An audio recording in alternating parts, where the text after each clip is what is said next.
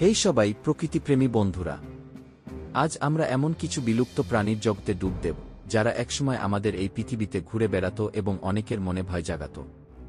বিশাল Shark থেকে শুরু করে দৈত্যাকার সরীসৃপ, আসুন এক্সপ্লোর করি এমন 10টি বিপজ্জনক প্রাণী যারা এখন বিলুপ্ত। প্রথমেই আসছে মেগালোডন।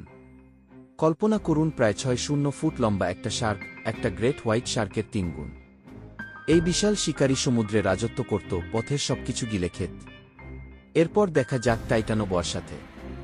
এই সাপটি ছিল প্রায় 4 ফুট লম্বা এবং এটি পুরো প্রাণী গিলে খেতে পারত। ভাবতেই গা শিউরে উঠছে। এবার আসি সাবের টুথ টাইগার বা স্মাইলোডনের কথায়। তীক্ষ্ণ দাঁতওয়ালা এই ভয়ঙ্কর বিড়াল ছিল একজন দক্ষ শিকারী। তার শিকারের কোনো রক্ষা ছিল না। উলি ম্যামথের কথা মনে আছে কি? লম্বা দাঁত এবং পুরু লোমওয়ালা এই হাতির মতো বিশাল প্রাণী বরফে ঢাকা অঞ্চলে বেঁচে থাকত। তারা সত্যিই রাজকীয় ছিল। অবশ্যই টাইরানোসরাস রেক্স ছাড়া কোনো তালিকা সম্পূর্ণ হয় না।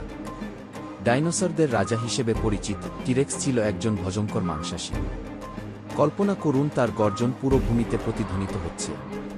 তারপর আছে মাদাগাস্কারের ডোডো পাখি। উঠতে না পারায় এটি সহজ শিকারে পরিণত হয় এবং দ্রুত বিলুপ্ত হয়ে যায়।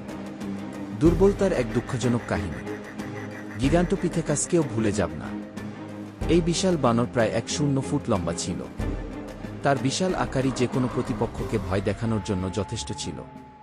মোসাসরাসের সাথে সমুদ্রে ডুব দিন। এই প্রাগৈতিহাসিক সামুদ্রিক সরীসৃপ তার জলজ রাজ্যের একজন শীর্ষ শিকারী ছিল। অন্যান্য সমুদ্রের প্রাণীরা ভয়ে থাকত। এবার দেখা হোক অ্যান্ড্রোসার্কাসের সাথে, যা যাবৎকালের বৃহত্তম মাংসাশী স্তন্যপায়ীদের মধ্যে একটি।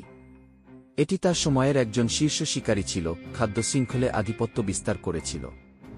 শেষ অবধি থাইলাসিন বা তাসমানিয়ান টাইগার। এই অস্ট্রেলিয়ান শিকারী দেখতে ডোরার মতো ছিল, কিন্তু শিকার করত মতো। দুঃখের বিষয়, এটি এখন আর আমাদের মাঝে নেই। তাহলে এই ছিল 10টি বিপজ্জনক প্রাণী যারা একসময় পৃথিবীতে রাজত্ব করেছিল কিন্তু এখন বিলুপ্ত। প্রত্যেকেই বেঁচে থাকা এবং বিলুপ্তির গল্প বলে, যা আমাদের গ্রহের জীবনের ক্রমাগত পরিবর্তনশীলতার কথা মনে করিয়ে দেয়। আশা করি আপনারা এই গল্পগুলো আমার করেছেন। আরও অবিশ্বাস্য বন্যপ্রাণীর গল্প পেতে লাইক, শেয়ার এবং সাবস্ক্রাইব করতে